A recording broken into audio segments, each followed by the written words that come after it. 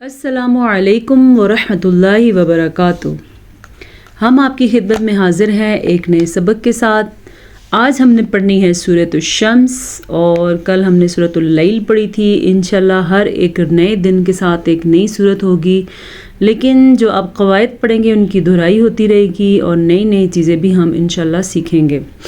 तो सूरतुश शम्स में सबसे पहले हम इसकी सूरत का नाम सीखेंगे। याद रहे ये मक्की सूरत है, आपको नज़र आ रही होगी ये अऊज़ु बिल्लाहि मिनश शैतानिर रजीम।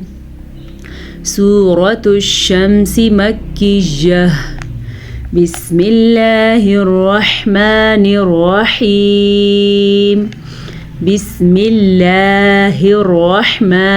अल्लाह का नाम बारीक रा और हा के मखरज का ध्यान रखना है। रहमान नहीं पढ़ना, रहमान गलत है, रहमान बिल्कुल ठीक है। वश्शम्सी वश्शम्सी वज़ुहाहा। देखें ये दो किस्म के हा हैं, दो किस्म के हा हैं, एक हा और दूसरा हा। ये अपनी गलती आज सीख लें और दुरुस्त कर लें कि जब ये दोनों इकट्ठे आएँ तो किस तरीके से पढ़े जाएंगे। दोनों की आवाज़ अलग अलग मखरज से निकलती है, तो दोनों को अलग अलग मखरज से निकालेंगे। याद रहे कि मैंने आपको बताया था हर्फ के निकलने की जगह को मखरज कहते हैं। हा का मखरज हलक का दरमियान वाला हिस्सा है, जबकि हा का मखरज हलक का आखिरी हिस्सा है। ठीक है, तो इसको हम अपने मखरज से निकालेंगे और इसको अपने से। कैसे? वश्शम्सी वज़ुहाहा, ज़ुआत को पुर पढ़ेंगे। वल्क़मरी इज़ा तलाहा। वल्क़मरी मोटा क़ाफ, लाम को हर हाल में बारीक पढ़ते हैं सिवाय अल्लाह के नाम को। वल्क़मरी रा बारीक, इज़ा तलाहा। वन्नहारी इज़ा जल्लाहा। वन्नहारी नून का गुन्ना अदा करना है, हा का मखरज जो है वो अपनी जगह से निकालना है। वन्नहारी इज़ा जल्लाहा। वल्लैली इज़ा यग़शाहा। ध्यान रखें, वल्लैल नहीं पढ़ना, ये पहले भी आपको मैं बता चुकी हूँ। अक्सर लोग वल्लैल ही पढ़ते हैं, वल्लैल ही नहीं है, वल्लैली ये या लीन है। इज़ा गैन का मखरज यग़शाहा। वस्समाई वमा बनाहा। ये वाली मद जो है ये 5 अलीफ के बराबर है, तो इसको हम इतना ही लंबा करेंगे जितनी 5 खड़ी ज़बर को या 5 अलीफ को लंबा किया जाए। वस्समाई वमा बनाहा। वल्अर्ज़ि वमा तुहाहा। ये सीख लें आप, अभी बैठे बैठे सीखें। तुहाहा, तुहा हा, देख लें दोनों को अलग अलग जगह से निकालना है। ये बेहतरीन मौका है आपके पास हा और हा को सीखने का। रा को हम पुर पढ़ेंगे क्योंकि रा साकिन है और रा से पहले वाले हर्फ के ऊपर ज़बर है। और ज़ुआत को भी पुर पढ़ेंगे क्योंकि ज़ुआत हुरूफ़ मुस्तालिया में से है। अगर तो आप हुरूफ़ मुस्तालिया भूल गए हैं या आप इस क्लास में नए हैं तो मैं आपको बताती चलूँ, हुरूफ़ मुस्तालिया वो हुरूफ़ हैं जो कुरान मजीद में हर हालत में पुर पढ़े जाते हैं। वो हुरूफ़ ये हैं ख़ा, स्वाद, ज़्वात, ठीक है, और गैन, तवा, क़ाफ, ज़्वा। ये वो हुरूफ़ हैं जो पुर पढ़े जाते हैं।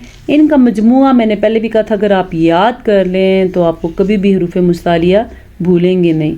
खुस्वा, ज़्वग़ुत्विन, क़िज़, ये वो हुरूफ़ हैं जो पुर पढ़े जाते हैं हर हाल में, ख्वाह इनके ऊपर ज़बर हो, ज़ेर हो, पेश हो। अगर तो आप मेरे सामने लाइव क्लास में होते तो मैं आपसे ज़रूर पूछती कि वो हुरूफ़ कौन से और उनका मजमुआ क्या है। याद रखें یہ وہ حروف ہیں جو ہر حالت میں پر پڑے جاتے ہیں، خواہ ان پہ زبر ہو، زیر ہو، پیش ہو، یہ حروف پر پڑے جاتے ہیں. یہ ان کا مجموعہ ہے، یعنی ان کو جوڑ کے یہ یاد کر لیں تو بس یہ کھول کے پھر آپ نے لکھنے ہوں گے. ہم نے کیسے پڑھا؟ تو حروف مستعلیہ میں سے ہے، اس لیے ہم نے اس کو موٹا یعنی کہ پر کر کے پڑھا. وَنَفْسٍ وَمَا سَوَّاهَا. آج میرے خیال سے ادغام بالغنہ قاعدے کی بھی ایک دہرائی ہو جانی چاہیے. تو چلتے ہیں بورڈ کی طرف. ادغام بالغنہ قاعدہ اگر کسی نے پہلے نہیں پڑھا وہ سیکھ لیں، اگر آپ نے پڑھا ہے تو اس کی دہرائی کر لیں. قرآن مجید میں جہاں کہیں بھی نون ساکن یا نون تنوین کے بعد حروف یمون میں سے کوئی حرف آ جائے، یعنی کہ یا، میم، واو، نون، حروف یمون میں سے کوئی حرف آ جائے تو وہاں پہ ادغام ہوگا، اور یہ ادغام بالغنہ ہوگا، یعنی کہ ادغام غنے کے ساتھ ہوگا. جیسا کہ ابھی ہم نے پڑھا ہے، کیا پڑھا ہے؟ نفسیوں. ہم نے یہ لفظ جو پڑھا ہے، اب میں آپ کو بتاتی ہوں اس میں کیسے غنہ ہو رہا ہے. نفسیوں وما سواہا. جی وما، یہ ہے ہمارے پاس نون تنوین، یہ شرط تھی. یہ نون تنوین ہمارے پاس آگے نیچے، نون تنوین کے بعد یمون میں سے واو آیا ہوا ہے تو یہاں پہ ادغام ہو جائے گا. ادغام کا مطلب ہوتا ہے ان دونوں کو آپس میں ملا دیں گے، لیکن یہاں پہ غنہ بھی ہوگا واو کی وجہ سے. واو آنے کی وجہ سے غنہ ہوگا تو واو پہ ہی غنہ ہوگا. تو کیا ہوگا؟ نفسیوں وما. اتنا لمبا آپ نے کرنا ہے. یہ آواز جو ہے ناک میں چلی جاتی ہے تو اسی طرح یہ غنہ بنتا ہے.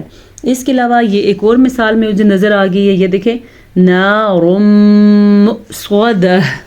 یہ بھی ادغام بالغنہ کی مثال ہے. اس میں کیسے ہو رہا ہے؟ نارم صودہ. یہ دیکھیں، یہ نارم صودہ میں دیکھیں پھر سے نون تنوین ہے. سوری، یہ میں نے یہاں پہ 2 زبر لگا دیے، ایسی غلطیاں ہو جاتی ہیں میرے سے. یہ نون تنوین ہے، یعنی کہ 2 پیش یہ تنوین ہے. نون تنوین کیوں ہم کہتے ہیں؟ نون 2 پیش نون، با 2 پیش بن، نون کی آواز ہے یہ، تو اس لیے نون تنوین ہے. پھر سے نون تنوین کے بعد میم آیا ہوا ہے، میم یہ موجود ہے، اس لیے یہاں پہ غنہ ہوگا. کیسے ہوگا؟ نارم صودہ. ٹھیک ہے، یاد رہے گا آپ کو، نارم صودہ. اب ایک مثال نون ساکن کی بھی ہو جانی چاہیے تاکہ آپ کو سمجھنے میں آسانی ہو جائے.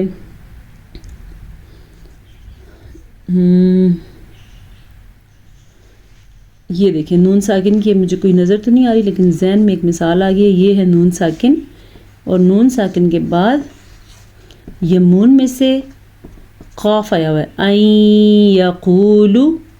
ٹھیک ہے، نون ساکن کے بعد یمون میں سے یا آیا ہوا ہے تو یہاں پہ ہم ان کو آپس میں ملا دیں گے. ادغام ملانے کو کہتے ہیں، لیکن غنہ بھی ہوگا. غنہ کیسے ہوگا؟ این یقولو. عام طور پہ لوگ پڑھتے ہیں این یقولو، غنہ کرتے ہی نہیں ہیں. یہ قرآن مجید کی خوبصورتی ہے اور ضروری ہے غنہ کرنا. این یقولو ایسے پڑھا جائے گا. ٹھیک ہے، امید ہے آپ کو ادغام بالغنہ قاعدہ سمجھ آ گیا ہوگا. اگر نہ آیا ہو تو پھر انشاءاللہ ہم دوبارہ بھی کریں گے، آپ کو ضرور سمجھ آ جائے گا. پھر سے آگے چلتے ہیں جی سبق کی طرف. فَأَلْهَمَهَا فُجُورَهَا وَتَقْوَاهَا. ہائی ہا ان کو چھاتی سے نکالنا ہے. فَأَلْهَمَهَا فُجُورَهَا، را کو پر پڑھنا ہے. وَتَقْوَاهَا، قاف موٹا ہے اور موٹے کے ساتھ ساتھ قاف پہ قلقلہ بھی ہے، کیونکہ قاف حروف قلقلہ میں سے ہے. قاف تو با جیم دال یہ حروف قلقلہ ہیں اور قاف ان میں موجود ہے. قد دال پہ قلقلہ. افلح من زکاہا، قد افلح من زکاہا. ہا کے مخرج کا دھیان رکھنا. افلحا پڑھا آپ نے تو آپ نے غلط پڑھا، لمبا نہیں کرنا. افلح اتنا سے لمبا کرنا ہے. ہا زبر ہا نہیں ہوتا، ہا زبر ہا. من زکاہا، یہاں پہ اخفا کا قاعدہ ہو رہا ہے، کل انشاءاللہ ہم اخفا کے قاعدے کی پھر سے دہرائی کریں گے.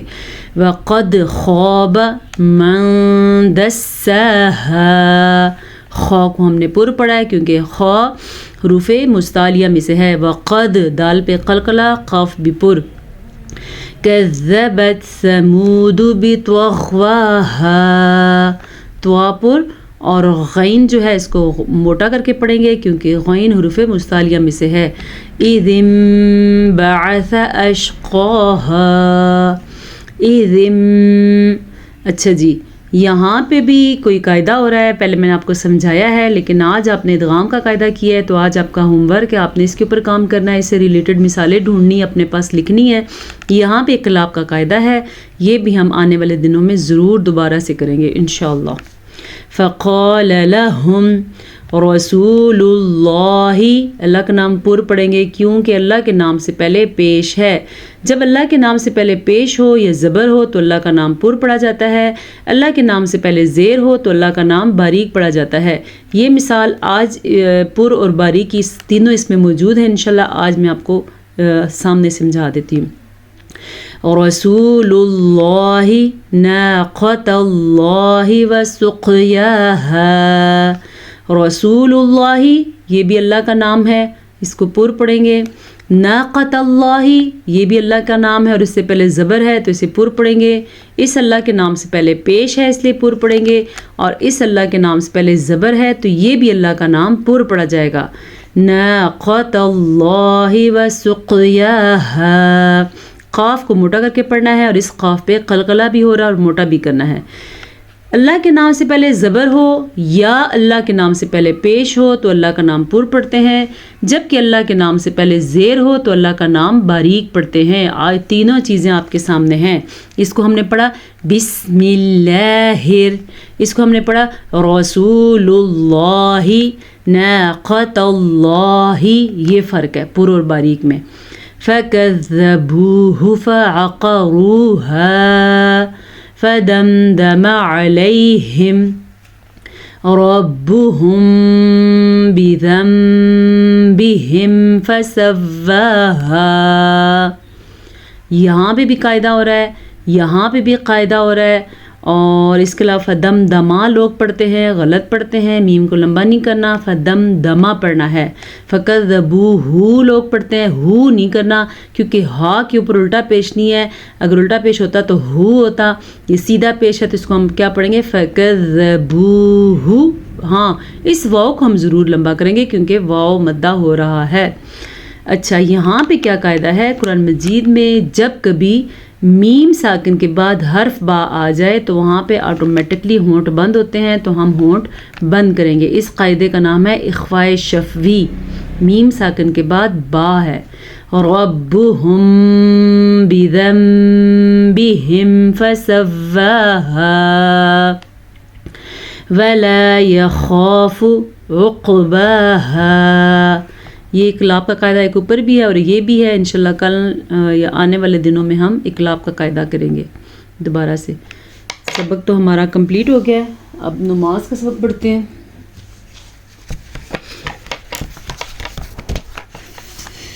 نماز حدیث ہم نے پڑھنی ہے. ہم نے پڑھی تھی کل جو حدیث وہ کیا تھی کہ یہ والی پڑھی تھی، الغنا غنى النفس اور کن فی الدنیا کأنک غریب او عابر سبیل. آج ہم نے پڑھنی ہے حدیث نمبر 30. ہماری 30 حدیثیں ہو گئی ہیں، کتنی آپ کو یاد ہیں ضرور بتائیے گا. کفى بالمرء کذبا، ٹھیک ہے یہ کیا لکھا ہوا ہے، کفى بالمرء کذبا او ان يحدث بكل ما سمع. انسان کے جھوٹا ہونے کے لیے اتنا ہی کافی ہے کہ وہ جو بھی بات سنے تحقیق کیے بغیر لوگوں سے بیان کرنا شروع کر دیں. اس لیے اگر کسی سے کوئی بات سنی جائے تو تحقیق کے بغیر آگے کبھی بھی نہیں پہنچانی چاہیے، تو وہ انسان جھوٹا پڑ جاتا ہے اگر وہ بات جھوٹی نکلے. تو حدیث کیا ہے، کفى بالمرء کذبا ان يحدث بكل ما سمع انسان کی جھوٹا ہونے کے لیے اتنا ہی کافی ہے کہ وہ ہر سنی سنائی بات کو آگے بیان کرنا شروع کر دے تحقیق کیے بغیر۔ امید ہے آج کا سبق اور آپ کو حدیث اچھی طرح سے آگئی ہوگی۔ انشاءاللہ پھر آپ سے ملاقات ہوگی ایک نئے سبق کے ساتھ۔ السلام علیکم ورحمۃ اللہ وبرکاتہ۔